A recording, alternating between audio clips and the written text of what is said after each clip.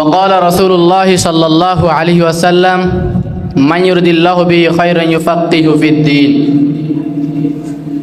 آج سعیدیہ طلبہ قافلہ اس معین حفلہ کی محترم صدر مجلس اور منصب حکومت پر فائز مکرم قاضیان حفلہ اور میرے سامنے بیٹھے ہوئے طالب علم بھائیوں، برائے مجلس موضوع مقرر کیا گیا اہمیت علم دین اور اس کے فضائل کے بارے میں۔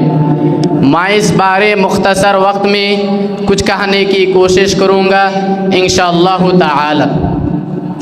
محترم حاضرین، دینی علم سے شریعت کا علم مراد ہے جو اللہ تعالی حضور پاک صلی اللہ علیہ وسلم پر 23 برس میں نازل کیا، اور حضور پاک صلی اللہ علیہ وسلم کے انتقال کے بعد صحابہ کرام رضی اللہ عنہم کے ذریعہ اس علم کو زندہ رکھا، اور صحابہ کرام رضی اللہ عنہم کے انتقال کے بعد علماء کرام کے ذریعہ اس علم کو زندہ رکھا، اور یہ علم انسان کو دونوں جہان کی کامیابی کی راہ دکھاتی ہے، اور راہ دکھاتی ہے عدل اور انصاف کا، اور راہ دکھاتی ہے جنت کا، اور یہ علم انسان کو حیوانات کی زندگی سے انسانیت کی زندگی دیتی ہے، اور یہ علم اللہ تعالیٰ کی طرف سے ایک بڑی نعمت ہے، اور اس علم کے بغیر انسان جاہل و حیوان کے مانند ہے۔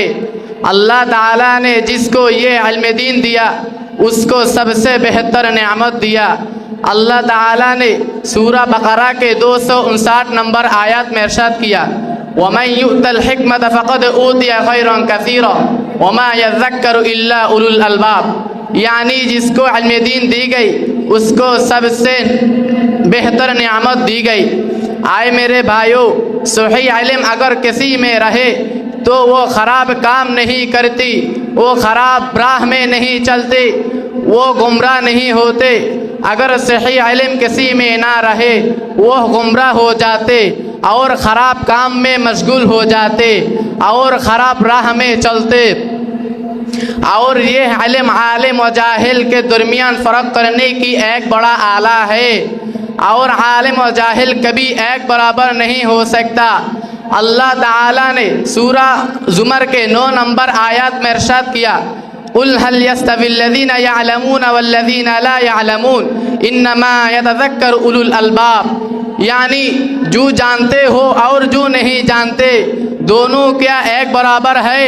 بس عالم و جاہل کبھی ایک برابر نہیں ہوتا، جیسا کہ نور اور اندھیرے کبھی ایک ساتھ جمع نہیں ہوتا، ویسا ہی عالم و جاہل کبھی ایک ساتھ جمع نہیں ہوتا۔